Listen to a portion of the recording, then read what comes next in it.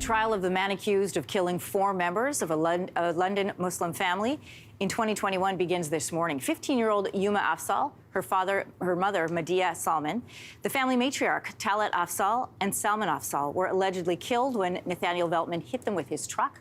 Only the family's 9-year-old son survived. So Veltman is charged with 4 counts of first-degree murder, 1 count of attempted murder in an alleged act of terrorism.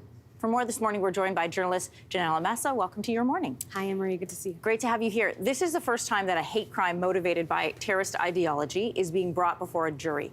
So tell us more about this landmark case. Yeah, you know, we've seen terrorism charges brought before in murder cases, but it's never been argued in front of a jury. In previous cases, the accused pleaded guilty, so it never went to trial. So this is the first time they're having to argue these cases, and it kind of raises this question around who gets labeled a terrorist. When are these charges brought forward? Because there's been a little bit of an uneven application of the law. We've seen a case where a man, admitted to being motivated by ISIS in a killing, and in another case where a man during a stabbing admitted to being part of or motivated by the incel movement, the involuntary celibate movement.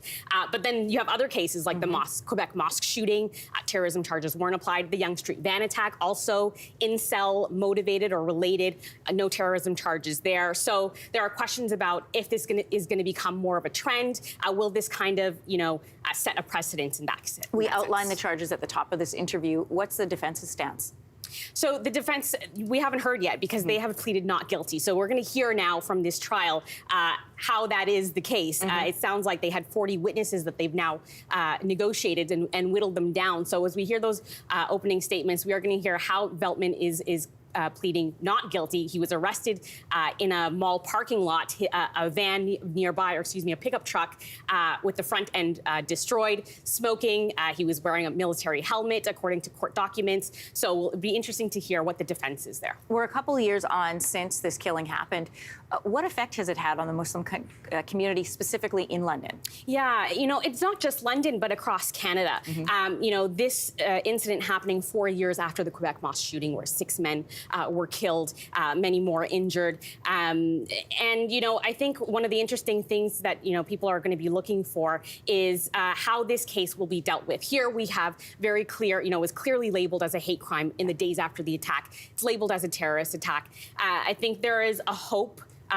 They're encouraged that, Canadians will pay attention to this case because this is hate in its most extreme form. So if people don't care about a family, a 9-year-old being orphaned by this horrible crime, do they care about the more kind of everyday racism, everyday anti-Muslim hate that happens to lots of Muslims across the country? Which we know statistically is on the rise.